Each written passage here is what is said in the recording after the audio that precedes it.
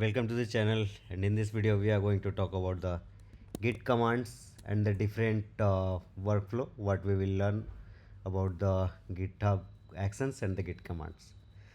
So before getting started, let me tell you that I just wanted to do the git init or to run the different git commands, but as you can see there are errors unable to access. So how can you create your personal access token for your GitHub repository so that you can run the different git commands and you can work with your directory?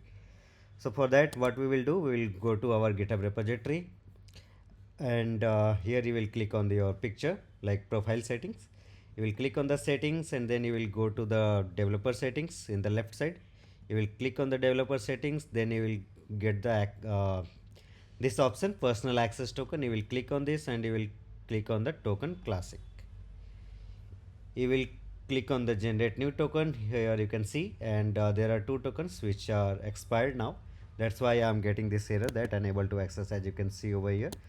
So we need to create one token here. So I will be clicking on the generate new token, and here you will pass the name for your token. Like I want to pass this demo today or demo 1. I will just pass the random name.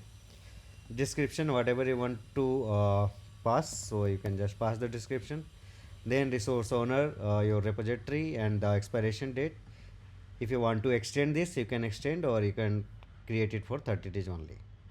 So let me go with the 60 days, or you can minimize it based on your security concern. So I'm going with the 60 days. Then you want to this token for your public repository or for all the repository or for only few specific repository. Like if your profile has 4 or 5 number of repository, just suppose, and you want to create it for the all, you can select all repository, or you can select the only public, or you can select only select few specific repository. Like from here I can select only few repository. I don't want to create it for all the 4. So those things you will be selecting here, and right now I am selecting all repository.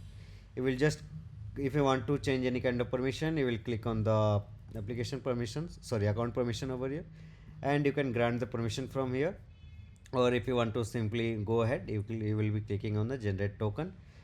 Your new personal access token demo 1 will be ready for immediately. It will expire on July 8, 2025. That you will see as the message. Let's click on the generate token, and your token has been generated. Now I will copy this, and with the help of this I can utilize over here.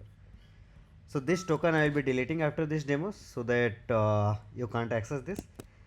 But this is the way how you can create your token, and you can utilize it further. So in this particular video I wanted to talk about this much only, how can you create your personal access token.